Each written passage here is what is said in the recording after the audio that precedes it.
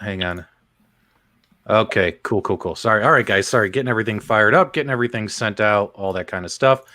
Welcome, everybody. We are kind of in what we like to call our pre-show mode right now. We're waiting on our good friend Detroit Love. We're going to give him a couple minutes to join the broadcast here, and then we're going to get everything fired away. He's running a little bit behind.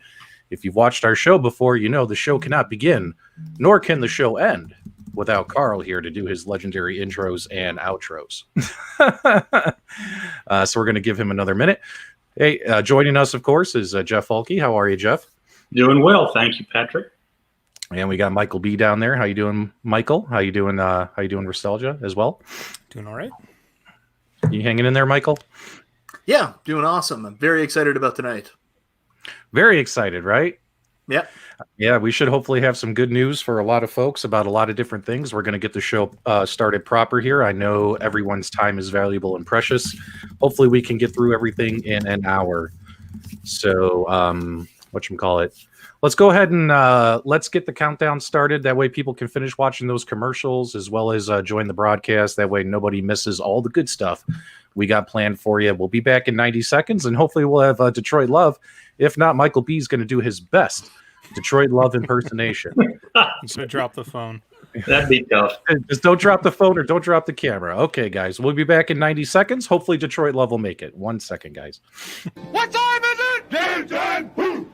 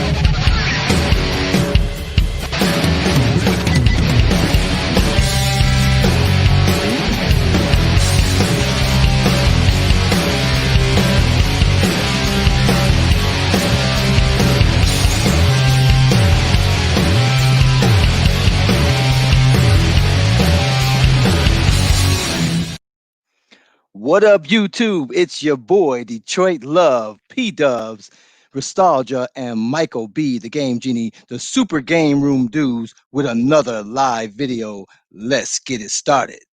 It's Digital Pinball, a real arcade gameplay experience with 3D technology and realistic features that bring the arcade right into your home. You and your friends will have hours of arcade entertainment. Its solid construction and arcade features are a great addition to every home. Kids, parents, and even grandparents can play. With multiple game options in every model, you can play hit games like Haunted House, Black Hole, Bone Busters, and more. Get your digital pinball machine today by Toy Shock.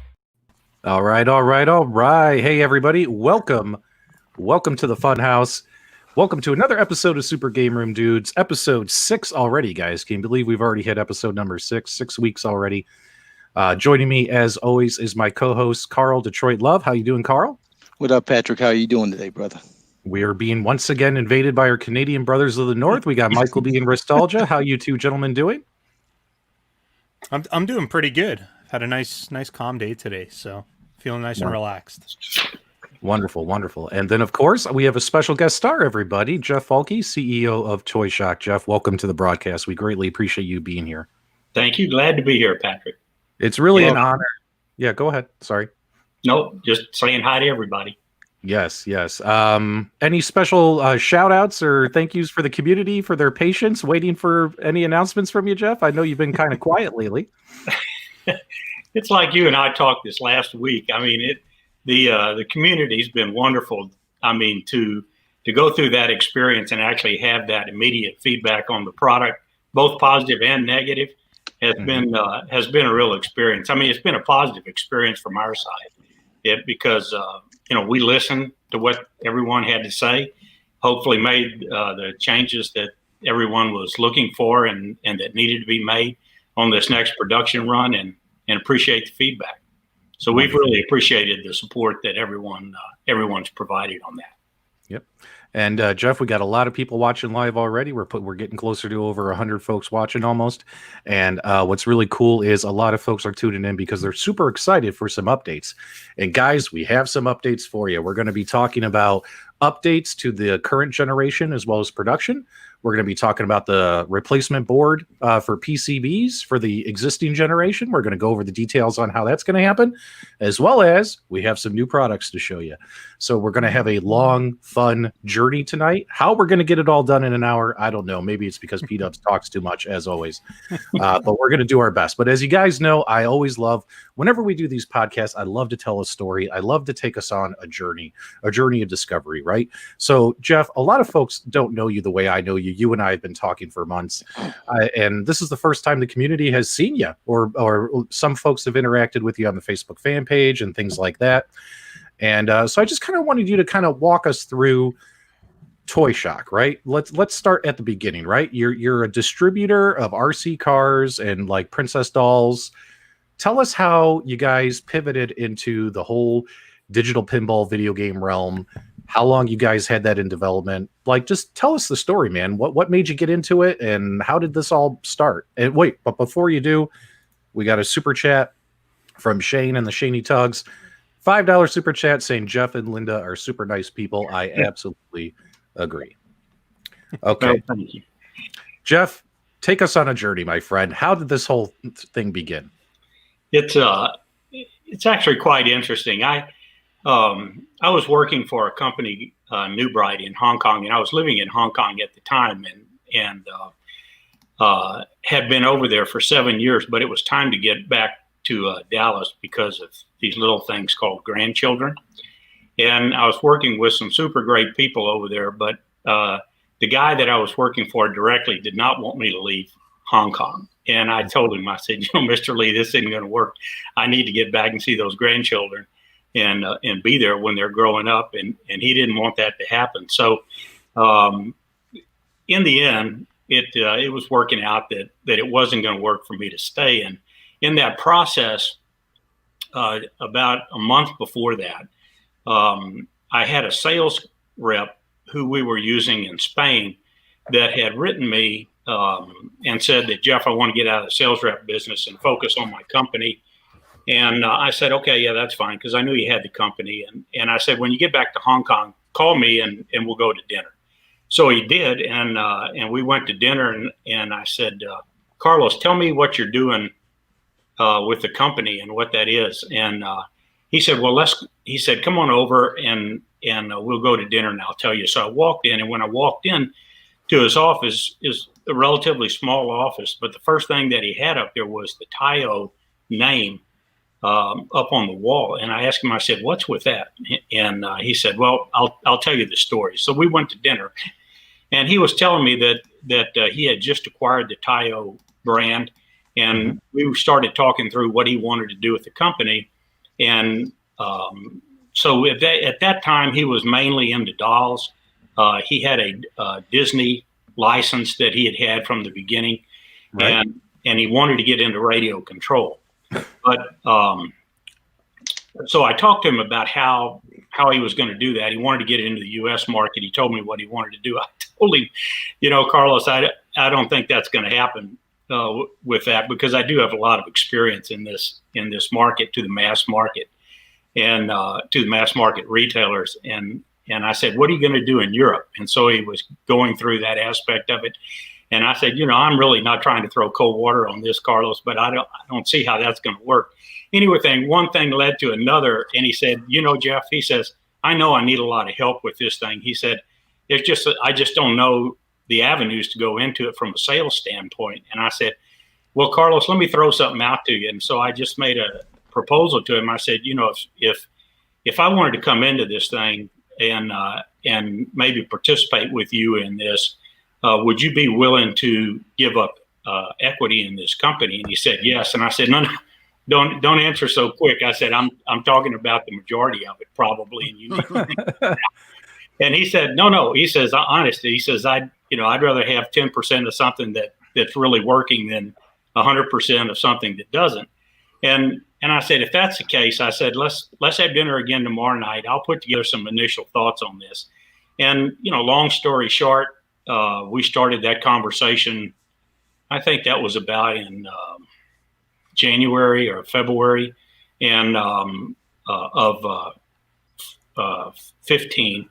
And then we ended up buying the company in June that year. And there's another gentleman whose name is CF Lim, who CF and I both started at Nico the same month of the same year, which was February of 91. So he and I have known each other forever.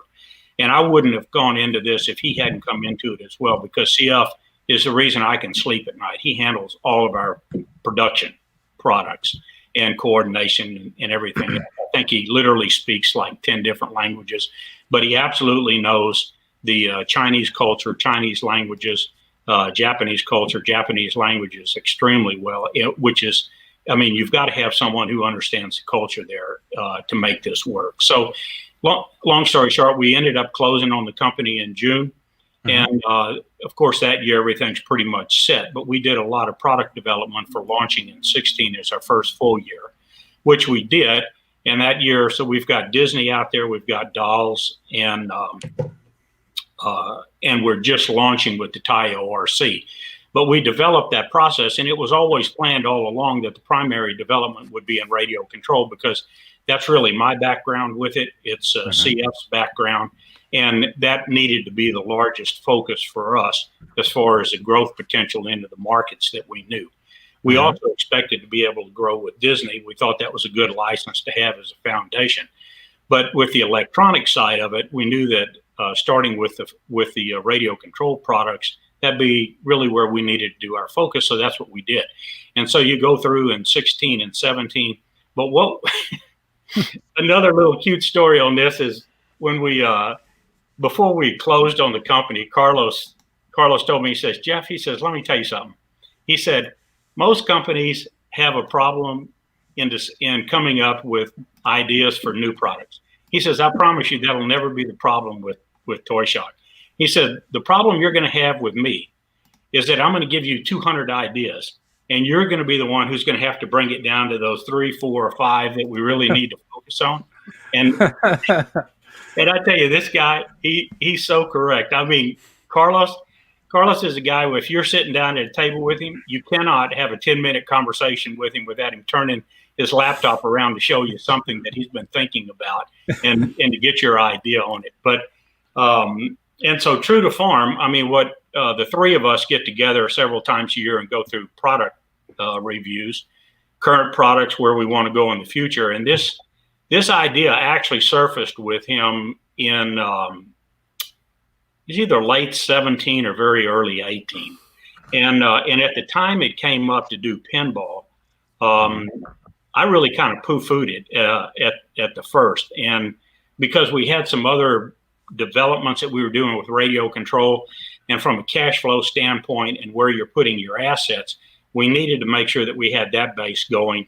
And so I told him, we're just going to put that on hold a bit. And so we did, and we didn't develop it at that time. About 6 months later, I called him and I said, I think we need to revisit that suggestion on the digital pinball. And so we put together an initial concept idea on it, and that was in mid-18. We had some meetings on it, and then later, early that fall, we made our initial contacts with Farsight. I went out and visited with them, and we signed the contract with them later that year, and then started development on that in earnest. The product, we did a lot of testing on that product, and that's why with the flipper lag comments that came out on that kind of took me back. I really didn't quite expect it because we really, I mean, the Far Side people know digital gaming. Yeah. And we had products with them. They test them, we'd revise them. And that went on for several months. And so when we came out with a product we thought was very acceptable to everybody. And we underestimated the gaming community a bit. But, you know, for literally, when you're talking about the other 80% in the mass market, you know, you look at the reviews on that, those are very positive reviews that this product had on its launch and continue to receive. I mean, it's been a very well accepted product. We knew that that was a bit of a leap. I mean, yes, we do electronics.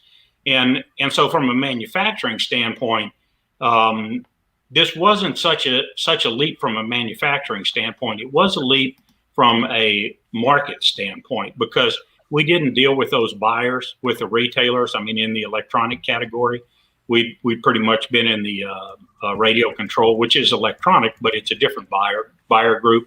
The retail price point for that was something that we don't touch with the radio control products. And we knew that launching this product out there, we would get and Farsight, you know, had some really valuable leads for us, and they did a really good job of coaching us along the way relative to what features you'd want to have included with the products, what you needed as a base, how you needed to bring that to market. And so we focused just on the United States to start with. We ended up having a relatively late launch on that, being the back half of 2019. And so when we put that out there, we knew that there would be, you know, we would get some comments on that relative, but my expectations were it would just be normal consumer feedback. So you go to your website and you get feedback from them. Then we launched that we actually did the first shipments in October. They hit the West Coast. Toy Shock, Walmart.com bought all of our initial production, and they put it up on a pre-sale. And the day after, I know where you're going with this. Come on, Mr. Patrick launches this thing called a fan page, Toy Shock Digital Pinball fan page.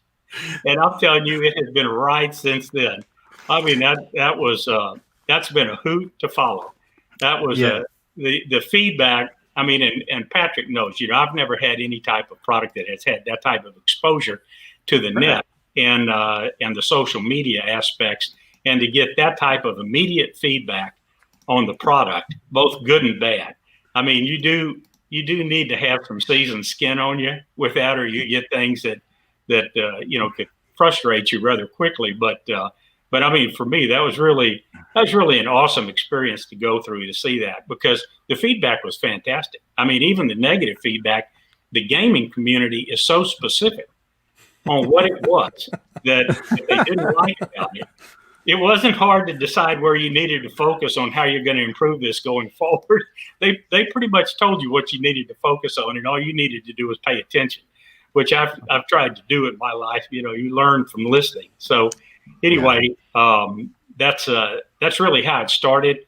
That was the evolution on the company.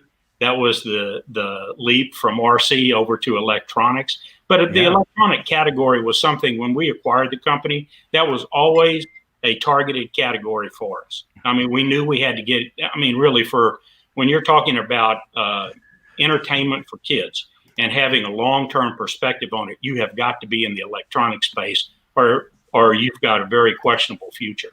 So so that was something that we really had targeted from the beginning. We wanted to get into that, and we saw the pinball as being an opportunity with that. I mean, frankly, we had those discussions very early in 2018. Arcade 1-Up was just at that point in time launching their initial product. So, you know, we didn't know the success they would actually have with that, but the impact that they had on that retro market, and really the evolution of that, and just the blossoming of that market, the timing on that really worked out quite well. And so, like I said, we saw that as an opportunity for us when we initially saw the product, because we thought it was a cool market to get into with the digital pinball that no one was into. And that was something that we wanted to be, was kind of an exclusive launch on that from our perspective, and for the company's perspective, is to get out and be the first ones in the market on that. Even though we knew that there would be some changes we need to make, we didn't know exactly what that'd be, but we knew we'd get the feedback. Like I said, our expectations were is that we'd get that through our web page rather than a fan page with such immediacy and definition for those comments. But we appreciate it all, that's for sure. Now, Jeff, thanks so much for telling us the story. We really appreciate that. It's great to get to know you as well as your company, where your company came from, how you dove into this space. It's very brave to be first, as you know, Jeff, because when you're first, everyone sees what you did. They see where you exceeded, and they copy, or they try to improve upon what you did well. But they also definitely look at the areas where you fail and definitely try to capitalize on that and try to make a better product. So it's always brave to be first, right? I do recall you announced your product. It popped up on Walmart's website, and my partner in crime, Kit Toycade, make sure you guys subscribe to Toycade on YouTube. Kit messaged me, he goes, check this out. Cost-effective, affordable V-Pin. I'm like, let's make a fan page, because that's what we do in this hardcore gaming community. Yeah. We love our Facebook fan pages. Now there's just too many of them, right? But we love doing that. We made the fan page, and definitely, you sent us a demo unit. I remember doing that unboxing. I am not in the best of shape. Being a type 1 diabetic pushing 40, I am not supposed to be rolling around on the floor live onto camera, building pinball machines, going, and I was smoking like a pack a day at that time as well. So I'm like, I think it's cool. It was a pretty fun unboxing video. Still one of the highest rated videos on my channel, but definitely, we all survived that unboxing. Thank God. And Jeff, yes, you're absolutely correct. This is a gaming community, right? So gamers know about, hey, everything's got to perform the way it should, right? And obviously the casual fan, guys, if you look online, casual consumers loved the version 1 Toy Shock product. Lots of 4 and 5 star reviews out there. However, when you dive into our community, right, Jeff, which is kind of who the 4 of us represent, folks expect, almost perfect emulation, etc. And unfortunately, a lot of folks weren't happy with it. You got a lot of negative feedback. But if it wasn't for that feedback from that community, improvements wouldn't have been made, right?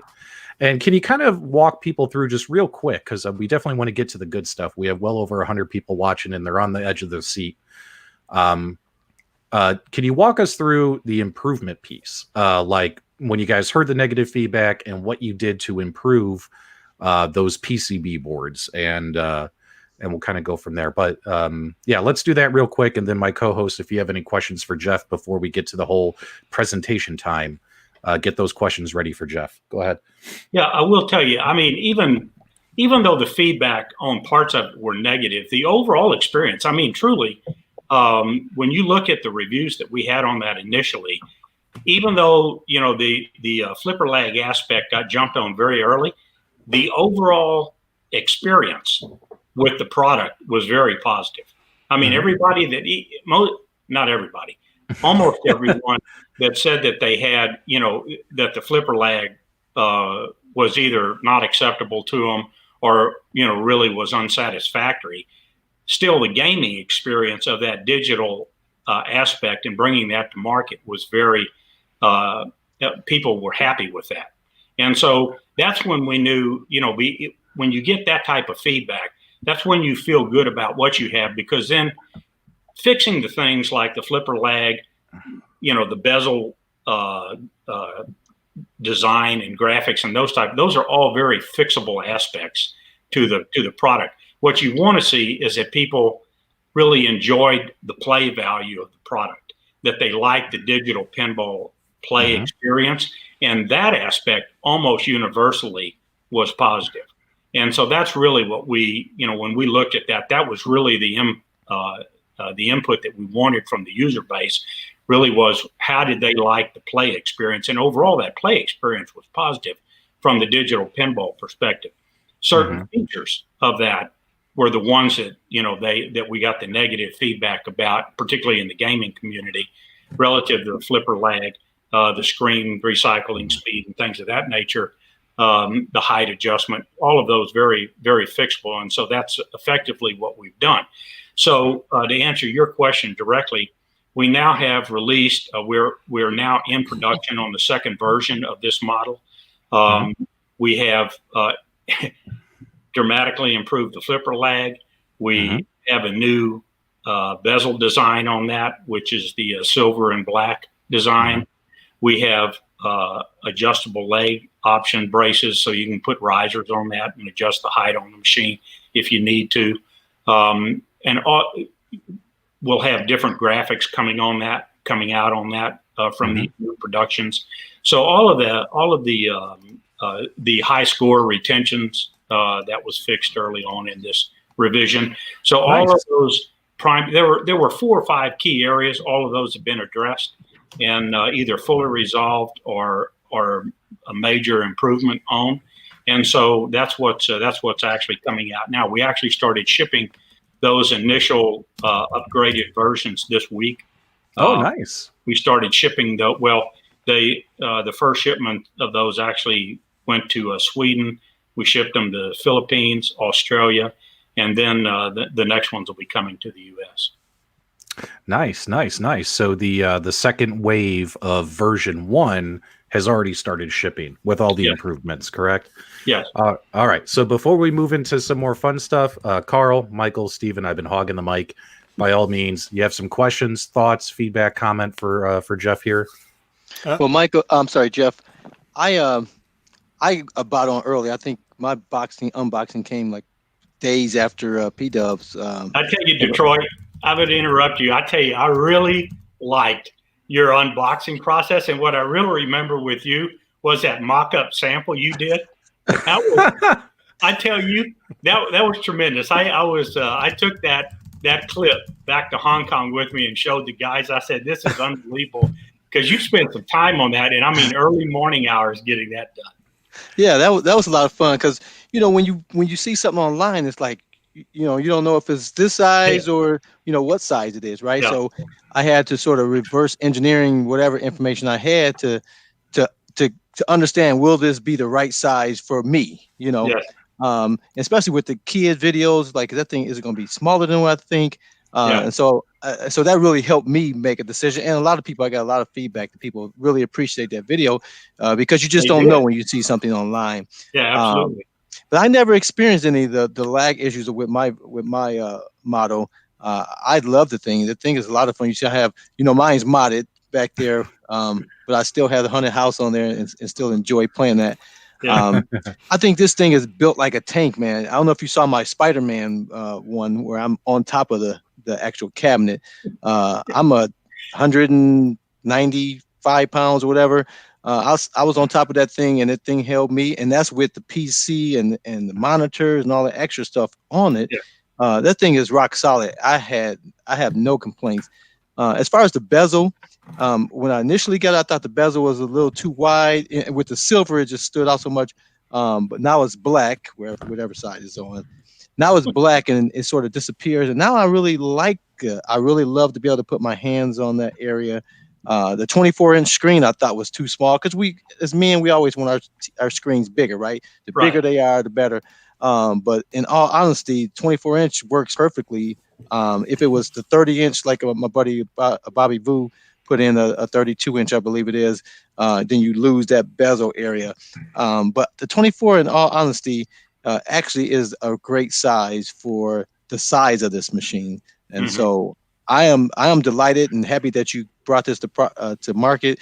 You just can't get that type of play for that cost. I mean, it's just incredible to be able to get something that solid, that great of a product for that price set. Yeah, I tell you, that bezel, we caught quite a bit of flack on that bezel, and but I tell you, that bezel. I've told Patrick, I've told a lot of people this. We looked at reducing that bezel size, but as you saw in that commercial, that we shot on this, we saw this as being a multi-generational machine. So kids, I mean, I've got grandkids that are 8 and 10 years old, and they come over here, and the first thing they do is they start playing with it. And then my son and I play with it. I mean, it truly is multi-generational. But the concern we had on that early and in the design aspects with this thing was we wanted to put a glass cover on this thing so that it would be realistic. You would not have any distortion of what you're looking at on the play field to what you're actually seeing. So we wanted a very high tempered, but very high quality, very clear, pure glass on there. Well, when you have kids, you know, and they're running around with a glass of Coke in their hand or something, and they come in, you know, what you don't want to have is them crack the screen. And even though that's a very high stress screen, you can do it. But that's really why that bezel ended up like it was. It's more of a protective area for that screen than anything else. It never was meant to emulate the exact appearance of a pinball machine. I mean, because in fact, you know, that'd be like that. We could have done that, but that's really wasn't the plan with that bezel. I mean, from the beginning, and we talked about this specifically with Farsight when we did it. We told them we wanted a protective area around that screen, really, particularly because of kids play. And we thought that kids would be a major part of who enjoys this product. And that's really where that bezel size came from. So yeah, it doesn't, you know, we knew it, coming out, you know, it's not a complete, you know, emulation of what you get on mechanical pinball machines as far as the how it looks, the aesthetics of it, but it was there for a reason, and that's why it's there. That the new bezel, I think, does a lot to remove the kind of the impact of the width of that being a single color, and it's what new bezel? Story as to how that silver color came out, but I'm not going to throw the guy under the bus that that made that choice. But that wasn't inside the company. I'll tell you that. It was pretty funny, but we were happy with it when we launched. I mean, it was okay, but no problem.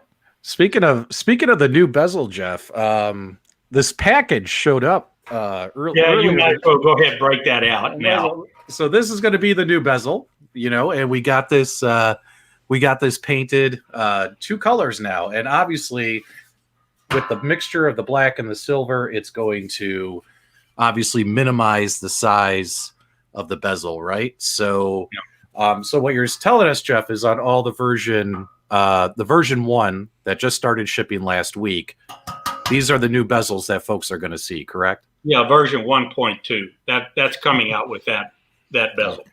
All of them have that bezel. So obviously we still have about the 4-inch bezel here, but with the mixture of paint, it definitely minimizes it. So guys, let us know in the chat. What do you guys think? This stuff just showed up. It's dirty. It's got my fingerprints on it. So don't go blaming. Don't go freaking out. These are my fingerprints. So I'm definitely going to stick this on my machine and take some photos and some video and stuff. And I'll post that on the fan pages and stuff for folks to see. I definitely think it's going to make an improvement. So by all means, folks, this is what you're going to get. Now, Jeff, you and I were talking off air. If folks wanted to swap for this, because obviously you could do this yourself. You could take some spray paint and make something like this with your existing bezel, but the margin of error is slim on that because I tried doing that. I had painter's tape and I ended up messing it up. I tried to make this myself, if you recall. Do you remember, Jeff? I sent you a picture. I said, Jeff, it should look like this, but the paint was all messed up. I said, but don't worry, this is a proof of concept. Yeah. You can be. That is not the first version we did either, Patrick. I mean, I tell you, you're correct. I mean, in Detroit, to your point about the durability of these things, I mean, even that paint that's on that, I mean, what we wanted to make sure that's actually that paint is an electrostatic paint that's actually embedded into the metal, and you with an electrical, it's like the same type of process that cars go through.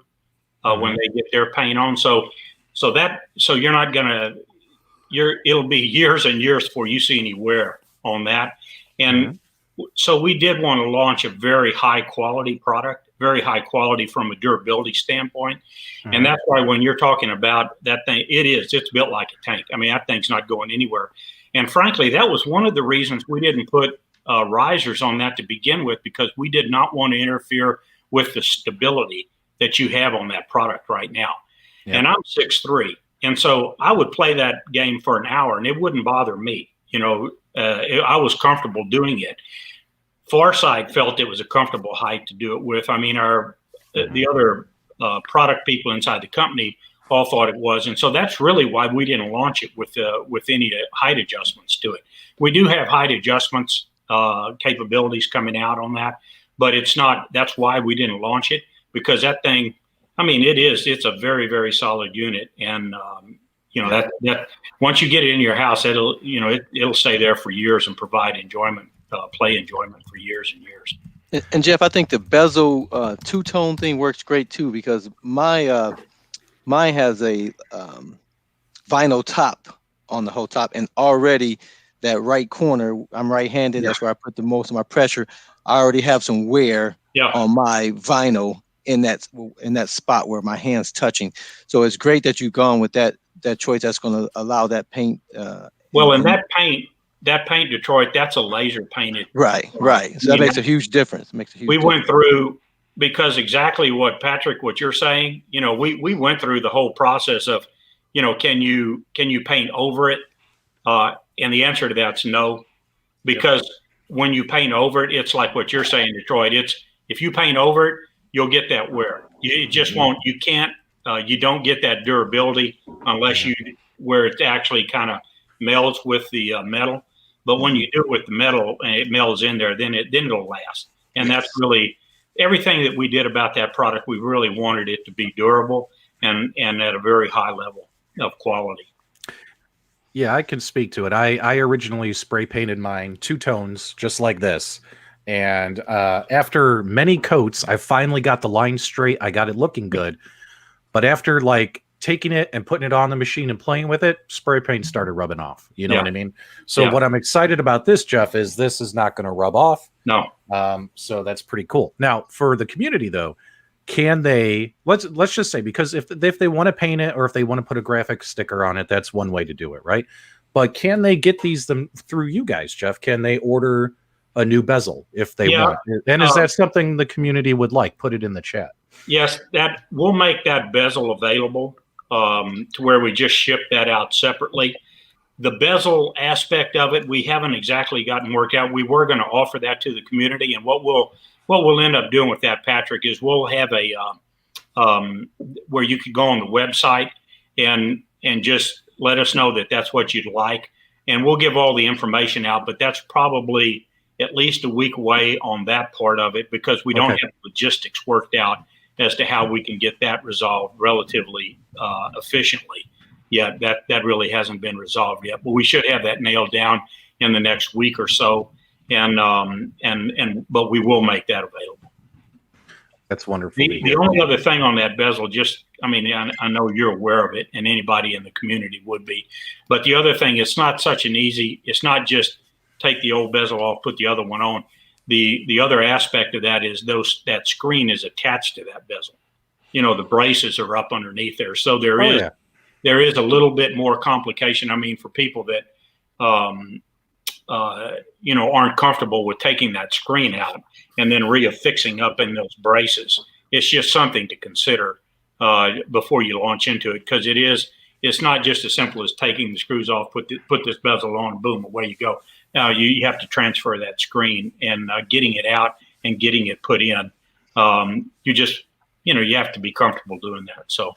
It is a little challenge, because even mine, because you also have the glass, you have that real glass that has to transfer as well, and you have to get it lined up perfectly, because mine is still not aligned perfectly, but I enjoy playing it so much. It's not worth me taking it back apart to try to fix it, because that was the most painful thing with messing with it, is just being the downtime of not being able to play the table. But putting that glass, that real glass in there, that's huge. That makes a big difference as far as feel, authentic. I'm glad you guys went with that, because plexiglass in there is a horrible choice. Yep. Yeah, well, it wasn't right for us. I mean, we wanted that clarity of play, and we felt the glass was important, just to simulate the reality of it from that aspect of it. So that play area we wanted to be as realistic as possible, and that would have included the glass. Okay, Michael B., I'm sure you have an important question for Jeff. Something about Canada availability, as well as some other whatever else you got on your mind, buddy. Yeah, I want to tell you, Jeff, I'm a pretty big fan of your product. It ticks a lot of boxes for me.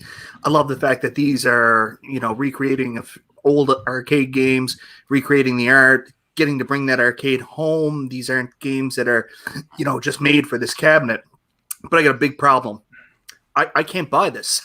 I've been looking at this. I've been watching P-Dub's videos, and I've desperately been searching Walmart everywhere here in Canada, and there's just nowhere to buy it. When are we going to get Toy Shock here in Canada? Yeah, I tell you, I get more emails from people from Canada than any other country. I get them. I do get emails globally that come in asking, when we can ship to this country or that country, but by far the biggest demand is coming out of Canada. But this fall, they'll actually be available at several different locations in Canada, like Walmart.com, QVCs, which we just did down here in the U.S. They've are talking to us about scheduling that for fall. Places like ToysRUs.com, Canadian Tire. We're in touch with all of them, and we'll put all of that up on the website for this fall, but we'll have those available. That the product itself, when we made the product, I mean, it's already registered in Canada. The electronic aspects of it have already been approved for many, many countries globally, but Canada is certainly one of them. So yeah, we'll have that availability forthcoming in Canada shortly, but we will put that up on the website as soon as everything's confirmed and announced up there. And until then, Mike, I do have a guy that can ship it to you for about $6,000. Too funny. Too funny. I'll tell you a funny story on this. I think there is like. I was going to tell you a funny story on that. I got an email from a guy in the Philippines, and he told me, he says, I want to distribute your product down here. I said, okay. And we're communicating via email. And he was telling me what his company was and what he did. He says, I've already come to the United States twice to pick these up and bring them back to the Philippines. I couldn't believe it. He flew into Vegas and had them delivered there, and then flew back out again and took them home with him. Wow. So he could sell them. That's funny. Yeah. All right, everybody. Let's start getting to the really, really exciting stuff. Everybody's been waiting patiently. We have nearly 150 people on the edge of their seats, Jeff. They want to see new products. They want to hear good news.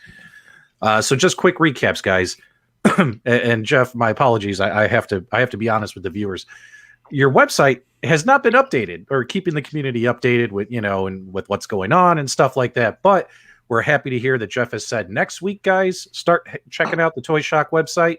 You're going to start seeing some updates, such as how to order the new bezel, if you want to have the new bezel, as well as how to get your hands on one of these. That's right, guys. The new PCB boards are real. And let's talk about this real quick, Jeff.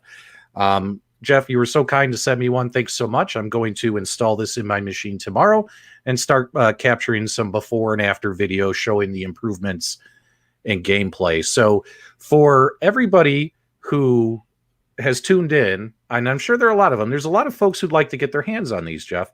So could you walk us through, is it going to cost them money? What do they got to do? How are they going to obtain it? All this kind of stuff. I don't want to steal your thunder, my friend. So by all means, let's talk about it. Yeah, I mean, just on the website, Patrick, I mean, we're not going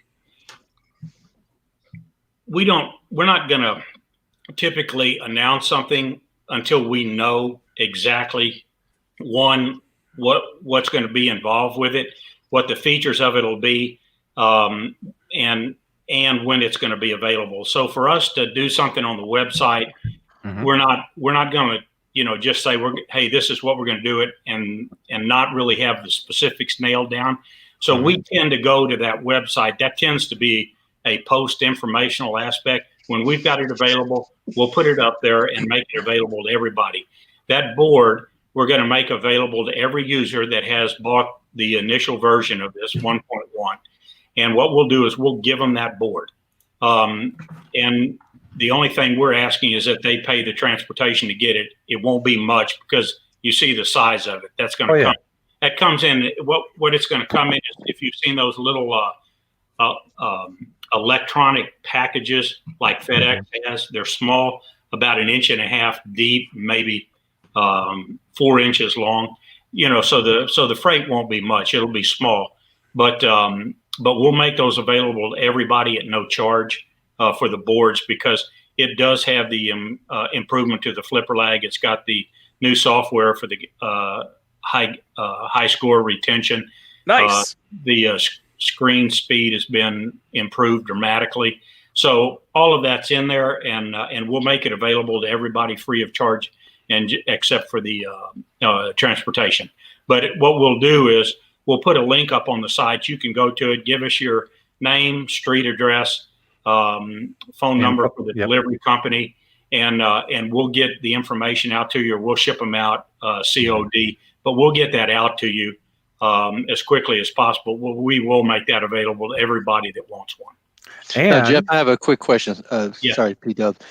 Is there any proof of purchase required in that ordering process? Yeah, well, we've got the list of names, as far as who they were sold to. So we'll be able to cross-reference it with that. And if we have any questions, we'll reach out and ask directly on that.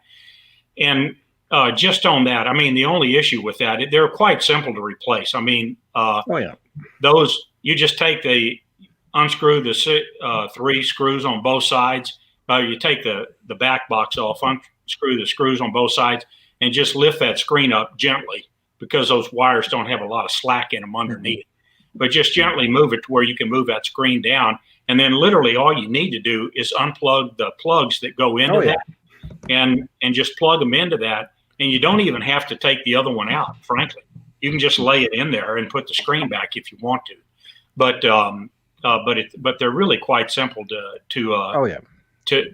reattach, deattach from the existing one and reattach to that one. Yeah. And as you can imagine, Jeff, once content creators get their hands on these, we love making videos because a lot of folks are visual learners. So I'll make a video. I know other folks will when they get their hands on these, on how to swap these out, as well as comparing the performance. What's really, really cool about this is, Mr. Falke, is that you're replacing these boards for free to provide great service to your loyal customers who are very excited about this product and are hoping for improved performance on it. Just got to pay shipping, guys. And obviously you got to submit your information. That way they can calculate the shipping cost and figure out what it's going to be. Guys, these things weigh ounces. So it's not going to be some extravagant shipping charge. And then you'll have a link on the website, or they can email info@toyshock.com, info@toyshock.com. Now, Jeff, how soon? Next week? Is this going to be next week? They can start putting their... We'll have the link up. We'll have the link up next week. And then people can just communicate with us directly on that. And like I said, we just need their name, street address, and a phone number for the local delivery. And if we have any follow-up verification we need to do, we'll reach out to them, and we don't see that being an issue. Beautiful. Any questions about the PCBs from my co-host here? No? I want to say kudos to you for offering that up free of charge. That's a big ask, because that's going to cost quite a bit for you guys to get them manufactured, and the engineering that had to go into it, and then honoring that for your existing customer base. That's incredible to hear. So there's not a ton of companies that are willing to kind of go that in depth to make sure that the end user is really that satisfied. So like I said, kudos. It's amazing to hear that. And that's awesome. It's like I said, the community, and we see this mainly, the requests will come mainly from the community, because Detroit, like you're saying, there was, in that first group, the flipper lag ranged from almost not noticeable to quite noticeable, Right. to different people. But when we launched that, we didn't really see that as being that big of an issue, as far as what the overall performance of the machine was. But we really appreciated the community's feedback. No kidding. I mean, positive and negative. But the negative feedback was so specific. Like I said, it's pretty easy to pinpoint where you need to improve, what you need to improve. Right. That we really appreciated that. And so, from our side, customer service is really, I mean, we kind of follow that Walmart motto that customer is king. And, we wouldn't be able to have the product if it wasn't for everybody that bought it. And we felt that was the least we could do on that initial group that got out there with this product and brought it in and basically have given us such a positive feedback to it to at least make this available to them, free of charge. So, yeah, I mean, we really appreciate the feedback we've gotten and the response from the community as well. There's a couple questions in the chat, guys. Do you want to ask those of Jeff? Do you guys want to read those off to him? There's a few of them I see. There are some good questions. We're going to show the new products very soon, guys, but let's wrap up some of these questions from the community. So, you guys see him in there? 1 second. I can see. How about free machines for the 95 people in the chat room? Free machines. Well, there's actually about 150 folks watching, so we appreciate that, guys. Well, Jeff, one of the questions is that they're asking about the riser. Are those going to be made available for purchase, like these, like the bezel and the PCB? Or PCB is free, but will the risers be available as a separate purchase? Yes. Okay. So how much? So that actually has two. There's actually two answers to that. Initially, those things are going to be. We can make those available. That's not a. Those risers are like the rest of the machine. We looked at different ways of doing that, and so those bracing for those risers are welded into the legs, and there's those things take a little bit to get finished. Those aren't available immediately on that. Again, that's something we'll make available on the website when we have sufficient quantities of those available, because we will include that in subsequent production. Okay, so when the later productions come out later this year, the legs that have that will have these riser braces with them. But for those that have the machines now, we'll make those available, but those aren't currently available. We'll put that up on the website as soon as we've got sufficient quantities where we can start shipping those out. Beautiful. And obviously you will include the price with that. Yeah, there'll be a separate price on that, but we'll make that available. And that's not something, we'll just make that available at our cost to anybody that wants them, that has a machine out there. So just to recap, Jeff. So the PCB boards will be available next week on the website, free of charge. You just got to pay for shipping. Next week, possibly they can also order the improved bezel. Do you know how much you're going to sell that for before shipping? No, not yet. Not yet. Okay, so you're still working on that. And also, you're saying the adjustable legs will be available separate as well on your website. Yeah, but the legs will be the last one to go up on the site. Like I said, that, getting sufficient quantities in there for production and then having enough extra where we can ship them out, that's going to take just a little while. But you're talking weeks, not months on that. Okay, beautiful. Beautiful. So, guys, definitely keep your eyes on the Toy Shock website. And, of course, we'll keep you updated as we can. Excuse me. All right, so PCB boards are out of the way. History of the company is out of the way. All that stuff. Thanks so much, Jeff. Everyone's super excited about the improved PCB boards and the whole process on getting those. Let's dive into some new stuff, right? Let's get to the meat and potatoes, right? So I'm going to share my screen here. So we are going to have a new pinball machines. Now, this is your version 1.2, right? Yes. How soon is this going to be available for the community to order? And is it going to be through Walmart or other retailers? Tell us about this one, Jeff, here. Okay, so this is 1.2. This is what we're actually shipping right now. Started shipping this week, and we'll continue to ship this between now and the end of the year.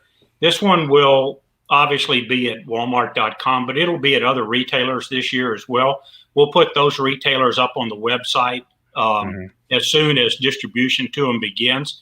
But that's what you're looking at is essentially the new version of that. This has the black hole graphics, and we looked at doing different graphics on that, and we still will do different graphics on these.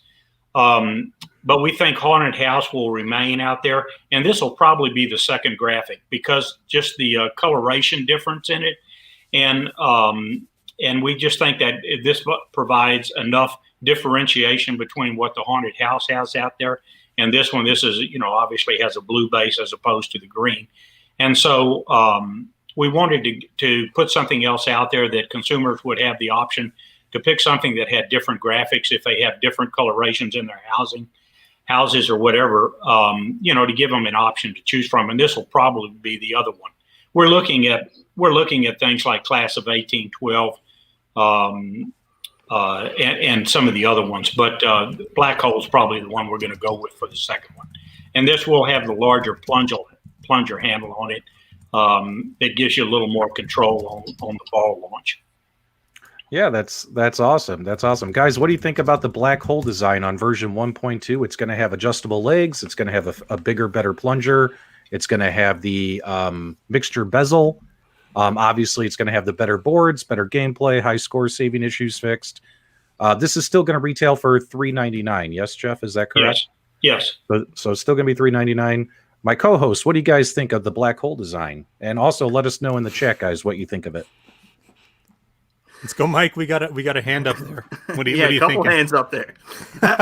I'm really excited about this. Just for clarification, the original Haunted House model is still going to be available in version 1.2 for retail for those of us, in different countries that couldn't buy it originally, right? Yes, that's Canada. Yeah. Okay. Yeah, you faraway places. Beautiful. Any other thoughts, Carl? What do you think of the black hole design? I think it looks pretty sweet. I think it's nice. Yeah, I think it looks really nice. The green wasn't necessarily my favorite. I wasn't familiar with any of these tables, to begin with. I've always said it.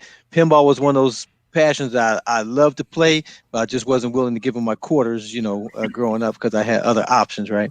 But I love this color over the Haunted House. The larger plunger, the fact that you have the plunger is just significant. I mean, it's not pinball. These new things with push a button, that's just silly. That's silliness. I love having the plunger. I think that is awesome that you include that for play. Yeah. I'm going to jump in here too. I've actually got a couple things, questions and comments.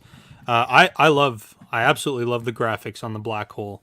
That being said, I also like the graphics on the Haunted House. So I'm typically a fan of this. I like the idea of recreating old cabinets. That really just feels right when you are looking at some of these old games. In terms of the comments questions, I had somebody in my chat had asked, is there plans to launch different tables on some of these different graphic wrapped machines that are coming out, or will they more or less be cookie cutters of the same tables, just rewrapped with a different visual aesthetic appeal? How exactly is that going to be done? That's a good question. So what we're going to do on that, we will have two different game set options. Both of them will be 12 game set options. And what we're going to do is basically pick the ones that are the most popular game sets. So out of the initial 12, we'll have the most popular 6 on there at least, to where those 6 would be available on both sets. And then we'll mix in other games so you'll have 2 different sets to choose from. So if there are other games that someone's familiar with, they'll have the option of 2 sets that they can pick on that. But that's a good question. But it was always planned to launch multiple game table options with different models. So we will be coming out with 2 different game sets for that. Yeah, good question. And then I do have one more, which isn't necessarily related to Black Hole. But Antisocial Hero actually took the words out of my mouth. This is something I was going to ask a little while back. But it's more or less a marketing question. When the original table was in development and you guys were looking at a marketing plan, even with the teaser videos that you guys had and the promotional material that went out, it appeared that it was heavily marketed towards a younger generation. You were looking at children that were playing on the machines in the commercials.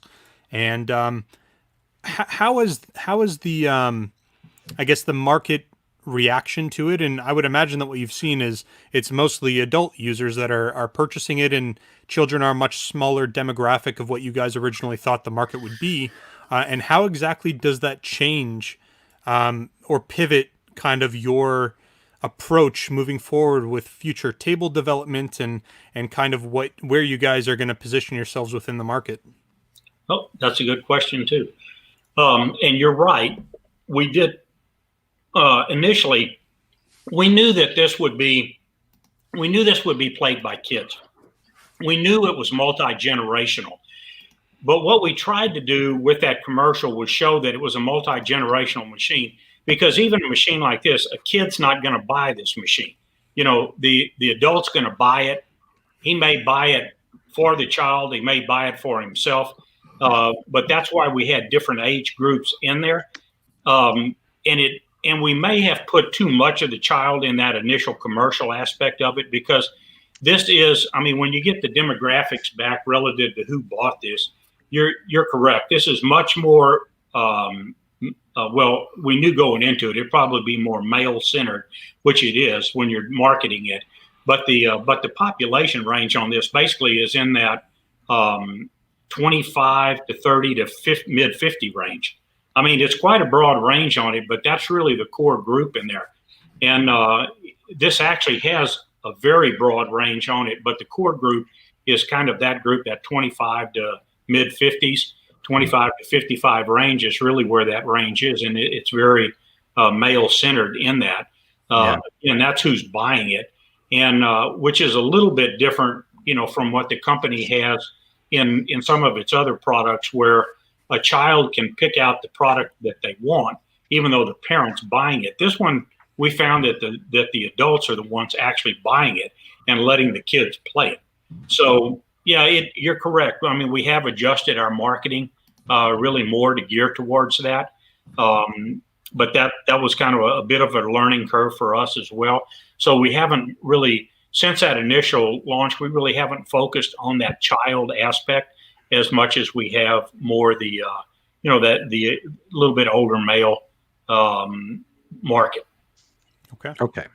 All right, guys, let's keep on trucking here. So, Jeff, how soon, version 1.2, how soon can someone go to Walmart and say, hey, I want to order like the haunted house or even this black hole? How soon will this go live? Well, I mean, from a shipping standpoint, those are going to, like I said, we started shipping those actually out this week. But relative to what's going to be available in the U.S.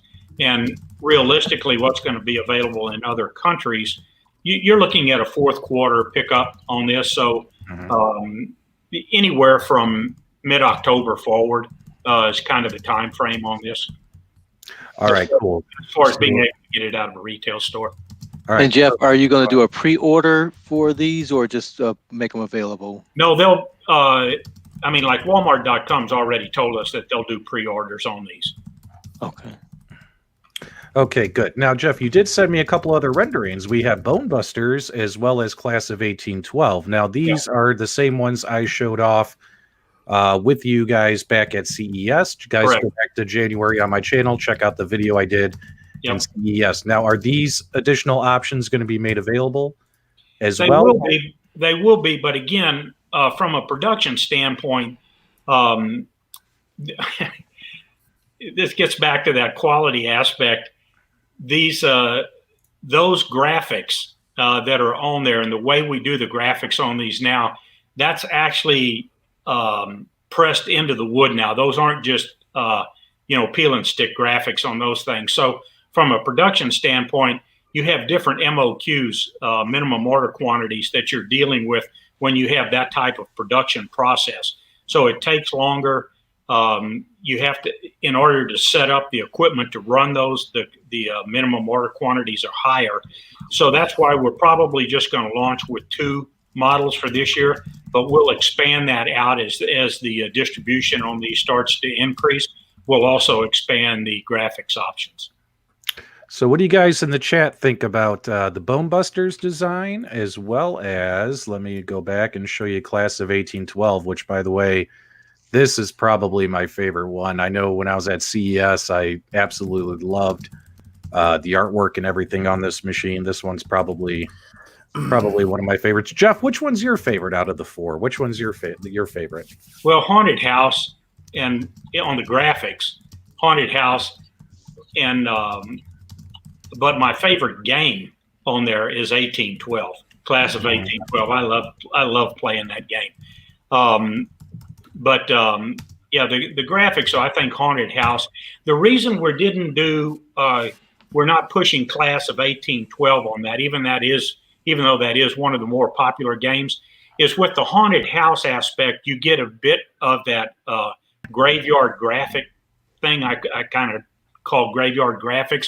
And so we wanted to put something out there that was distinctly different to give consumers, really different options as far as what those graphics were. And that's really one of the main reasons we didn't come out with this graphic. Is probably our second choice, even though I really like it as well. Yep.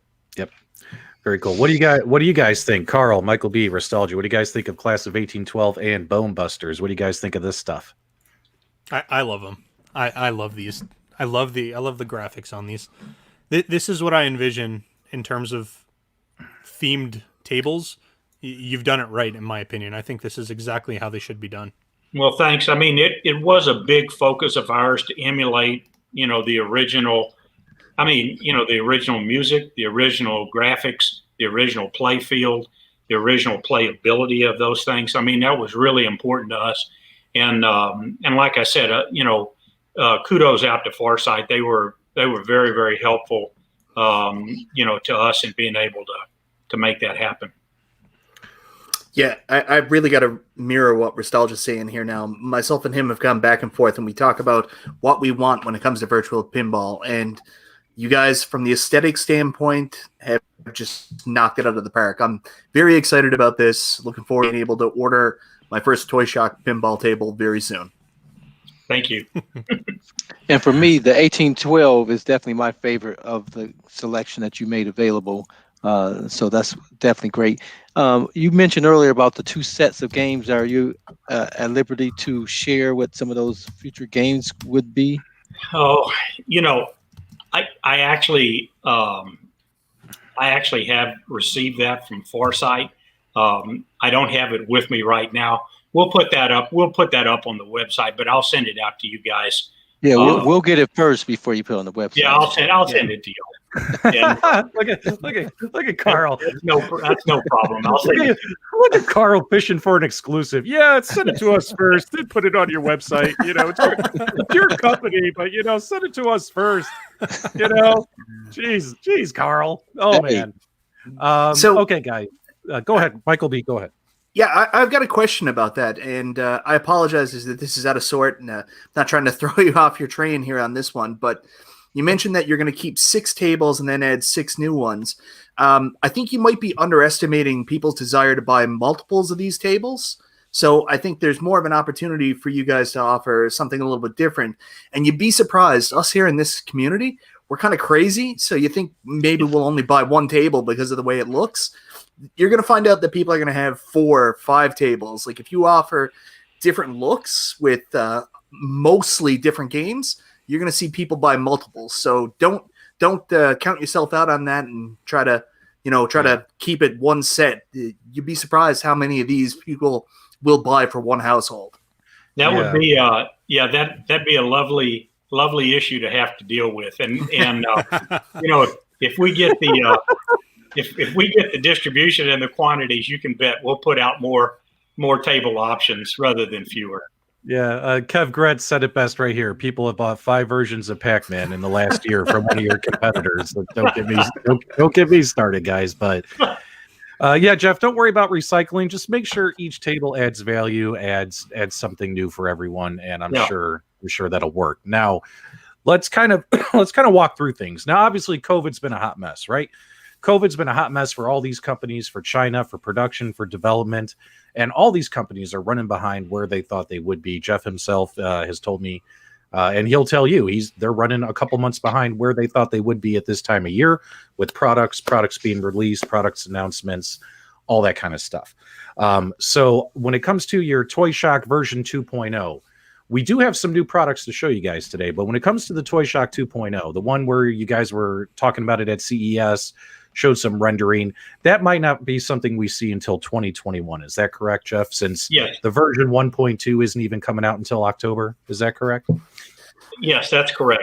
I mean, we looked at that. I mean, from the beginning, very, very early on, we had targeted different models of this product. I mean, we wanted to launch this 3/4 scale size initially, and really felt that, Detroit, just like you said, we really wanted to emulate all the retro aspects that come along with these things. So we felt this was the first and purest way to do that. And so that was the evolution of this game. But then our second models, we looked at doing, like you're talking about, Patrick, where we actually had photos of the back box with the DMDs and the back box and that at CES. Yeah. And that initially was going to be our second launch on these. And that obviously is still on the table. But we looked at what our options were and where we really wanted to go and where we felt our strength was with this. And again, because of the entertainment and play value that virtually everybody expressed in just the play value of this product, we really felt that was core to where we wanted to stay in for our next launch. And that's really what dictated in the end the direction we went in for the next product launch in this digital pinball space. And so that's the model that we showed at CS is still on the table, and we will come out with that at a subsequent time. But that wasn't the next step we wanted to take. Yeah. So unfortunately, when it comes, excuse me, guys, when it comes to getting your what do you call it, your premium version 2.0 with double the screens, double the power, double the fun, we might not see that until next year based upon where things lie. However, you do have something new, something exciting to show folks, because some people, they don't have space for a pinball machine in their house. Maybe they don't have space for a full-size pinball machine. And Jeff, if you're ready, I would love to show people your new product that will be released and in stores in just a couple of months. What do you think, buddy? Are you ready to show it? Put it on the launching pad and push the button. All right, guys. What if? Oh, nice. What if you had a table bar top desktop pinball machine? That's right. So this product is coming out in just a couple of months, around the same time that your improved version 1.2s come out. We are going to have our desktop pinball. And let me kind of cycle through some pictures here. Take a look at the size. What size screen is in that bad boy, Jeff? That's a 18.5-inch screen. So we're really happy with that for a desktop model. I mean, we looked at everything from 12 inches up to this 18.5, and in the end went with the 18.5-inch screen, because that's really what we felt gave the most entertaining experience, was having the larger screen. This system will have all the exact same features as our current model. So from a play standpoint, it has the exact same aspect. It's got the nudge feature with it. It's got the same game feed. We'll have 12 models on this. Included with this. It's just that it's a portable model. I mean, this thing, it's a desktop model. The mobility and portability of this thing is really impressive. And we're targeting a $249 retail on this. So $249 going to be significantly less. And I mean, we're getting some incredible positive feedback on this thing.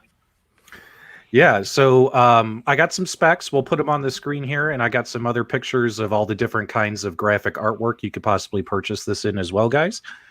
Let us know in the chat, what do you guys think about getting a bar top pinball machine, playing classic, real pinball games from Gottlieb. Each table will have, how many games, Jeff, is it? Is it 12? 12. Yes. Right, the 12, but you're going to have an 18.5-inch screen. Let's kind of dive in here. Let's see if I can get the next picture up. There you go. Now, I mean, I like the size, and what I do like is, you know how some people don't like right angles. I mean, I love the classic look. I love how the back box is bigger than the base, the playfield base. It mimics some of the real pinball machines with these big back boxes and stuff. It definitely gives you that classic retro look. And let's see, I have some specs here, so let me try and get in here. So you are going to sell this in 4 different skins, right, Jeff? And they'll also have a mixture of games as well, so they can kind of pick which graphic they want with the games included, correct? Yeah, so it's basically, I mean, when I say this is really, this really is just the exact same model we have out, except that we're going to bring it down to this desktop model for really for portability, mobility, pricing, and size. So it's the options on everything that we've got on the larger model is what's going to be made available on this one.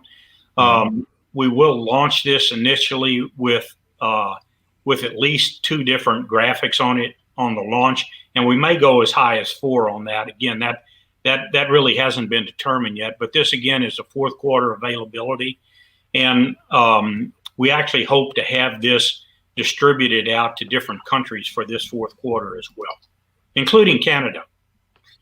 Yay! Yeah. So these photos right here, guys, because we had a question in the chat. Let me see if I can go back.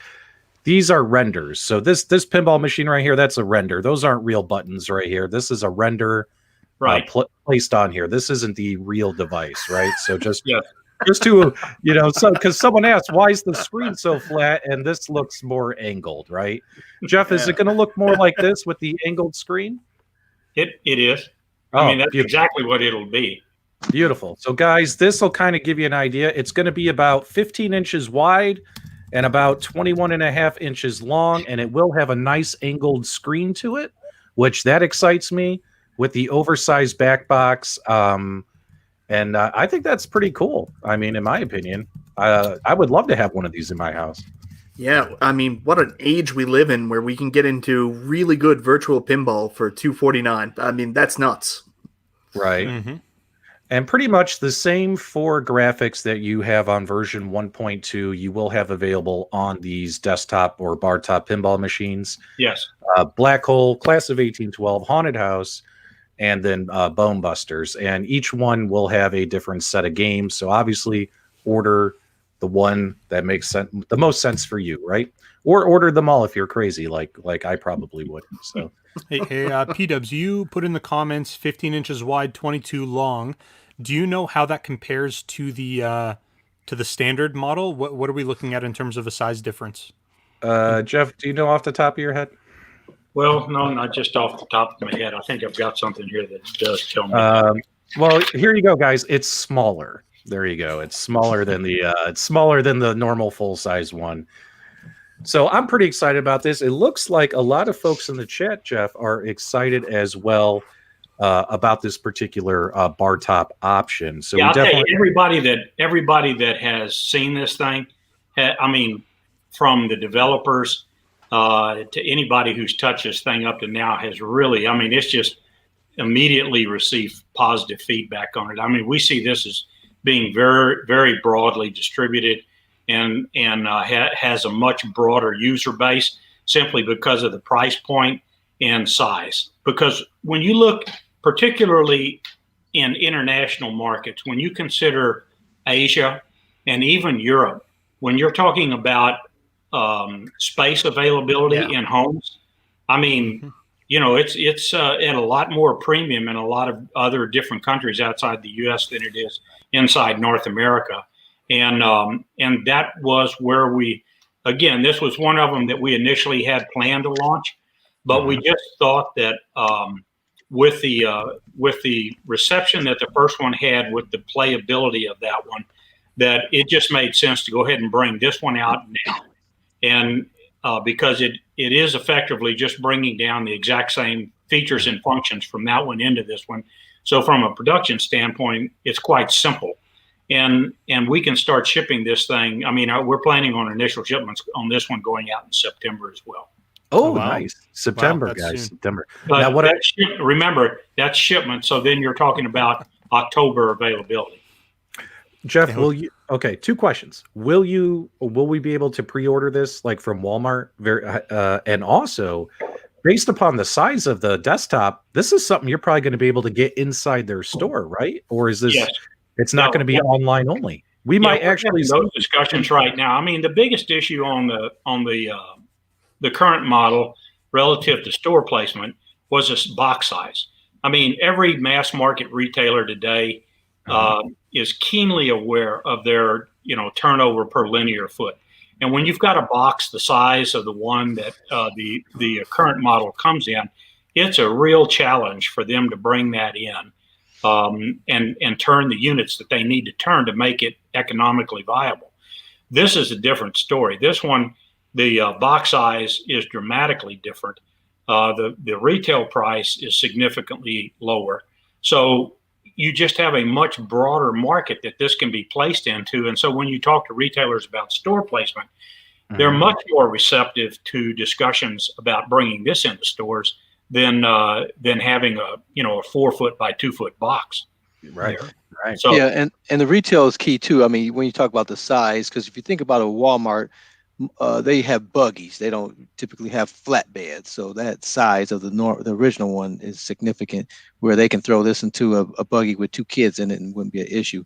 Yeah. The current size would be something like a Sam's Club or something like that would be appropriate, but it's just wouldn't be appropriate at a retail Walmart.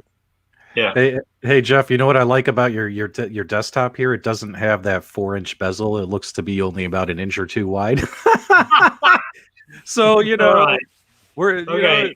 The bezel haters are going to have to calm down on this one. So, but Okay, Patrick, I can't hit my mute button on you right now, but I'm looking for you. Now, Jeff, I've said in the past, when it comes to countertops, I've just never really been a fan of countertops. So just to be able to find a table, that's just my preference. But I definitely like this. I'll have to do a mock-up. You got more measurements, so I'll have to do my mock-up on this one. Guys, get ready. Carl's going to build it out of cardboard. Right? Detroit, I'll send you a mock-up on this one. All right. But I would love to see some little legs on this thing here, even as a tabletop here. So my mock-up is going to have some legs on it. So No, listen, You could just use some toilet paper rolls. listen, we didn't miss that. We didn't miss that. We looked at putting little legs on this thing. We honestly did, but we felt that it just that the usability of it would actually take away from the usability having those on there as to places you could just plop this machine down on. Yeah, you're And forced, that's why they're not there. forced But to stay we actually had discussions and we had mock-ups with those. So yeah, I mean that didn't get past us. We looked at that. All right. So Jeff, I have an important question for you. Now, when it comes to Gottlieb, obviously they don't have pinball games based off of, classic movies, right? So, but there are some really, really good games such as Gladiator and Teed Off.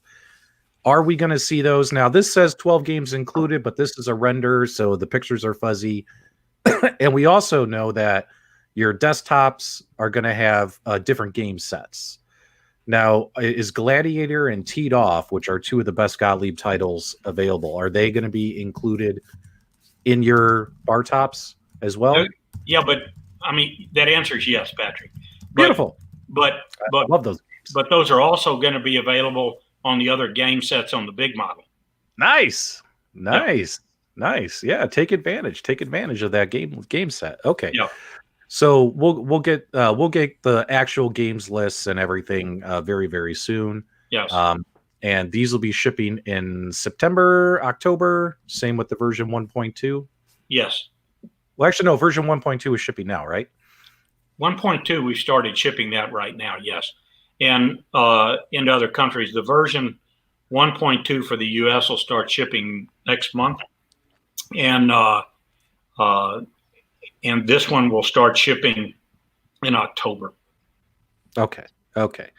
All right. Very, very, very cool. Any final questions from our chat, as well as my co-hosts for Jeff? Jeff, I greatly appreciate you taking time out of your busy schedule to update the community.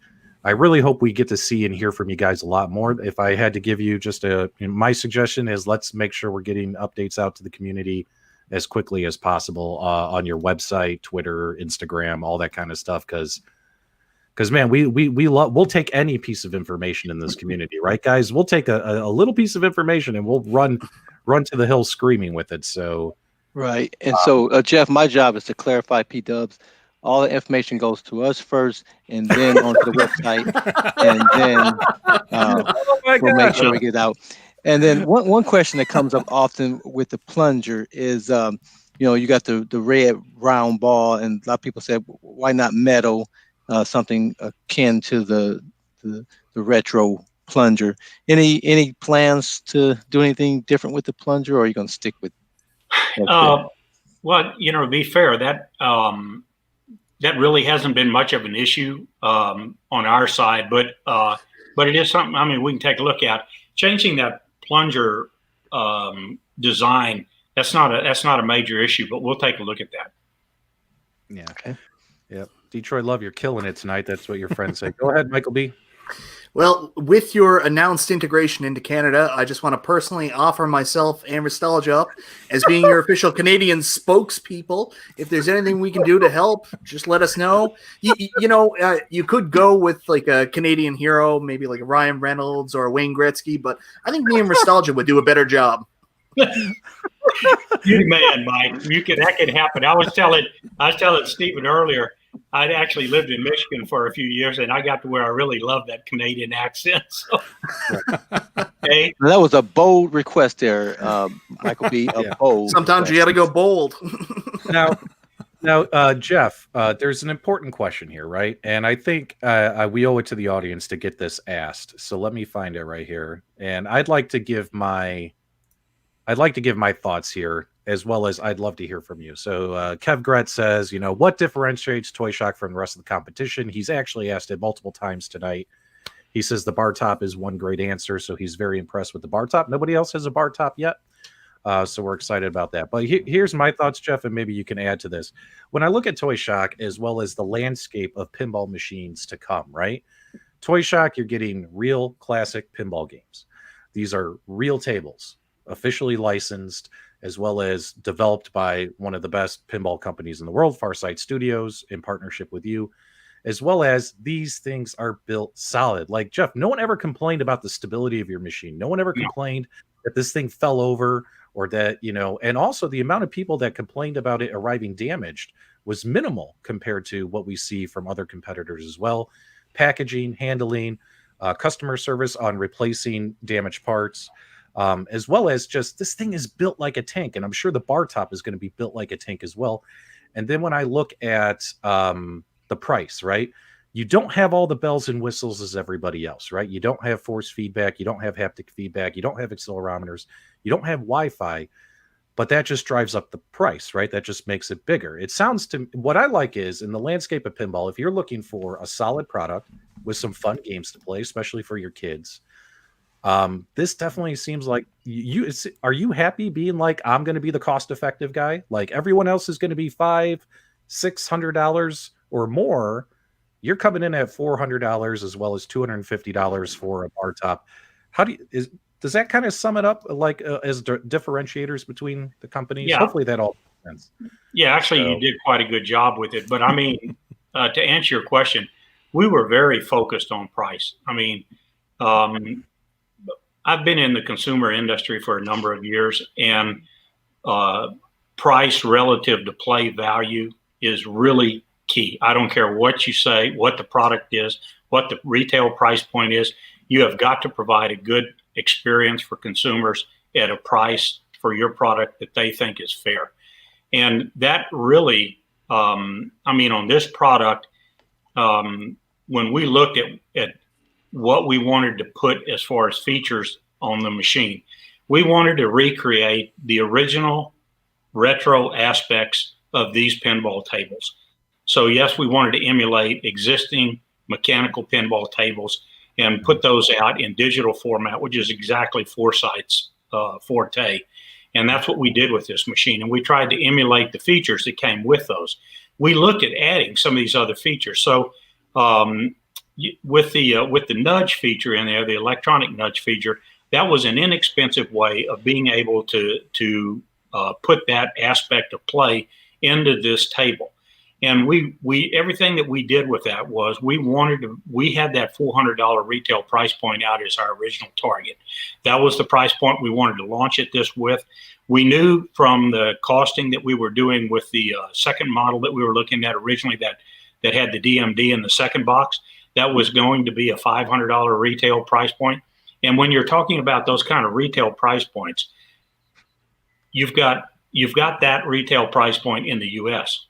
But when you're talking about taking that into Canada and you put the Canadian dollar up against the US dollar, it's like $6,000. It's, well, I mean, people forget,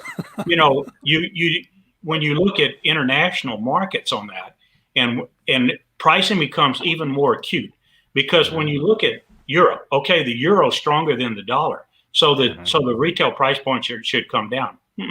Every country in Europe has a 20+% VAT tax that's put onto the retail price before you get to the actual product price. So when you're talking about a 20% add-on on that, I mean, that our product right now, there may be 2 or 3 retailers in Europe that would shoehorn that thing in at $499, but realistically, that's a $549 or $599 product. And the higher you go, it just is a multiplier of that. So, if you're talking about launching a machine in Europe that's this type of machine that may have a few other features, but the retail price point is $800 or $900 and it's larger, so you've got a size issue, I think your market's that big. I mean, realistically, and that's not what we wanted to do. We're very happy with where we are relative to play value and retail price point. And that is really what's driving the release of this desktop model, because we saw the ability to reach more people actually in going down, not up, simply because of the size issue, which is a real factor for a lot of people, even in North America. I mean, if you're in an apartment, you may or may not have room for a 3/4 scale pinball machine. And when you get outside of the US and you go to other international markets, Europe and Asia, it's even more of a premium. And when you're talking about your price multipliers at retail on all countries, once you get outside the US, it made those decisions relatively easy from our standpoint as to what direction we should go with it. Yeah. And the only thing that P-Dubs omitted from his description, he did a great job, is the real glass and the plunger. That definitely differentiates you from the others. And like I did here or over there, if someone wants to do something different at that price set, that is a solid box. I said it with the cabinets. You can't get a solid cabinet. You can't get for the modders community, and that's what I represent. Just if you took everything out of it, it's a great price. So you can't go wrong with what you've offered. I appreciate it. As it is out the gate, or for anybody that wants to add all those features, even if they added every bell and whistle possible, they still won't even come anywhere close to what it would take to do it any other way. So hats off. I appreciate it. Thank you very much. Yeah, Jeff, I think you're in a good position. You're going to have a desktop bar top pinball machine coming out in maybe a little over a month, as well as your version 1.2 is shipping now.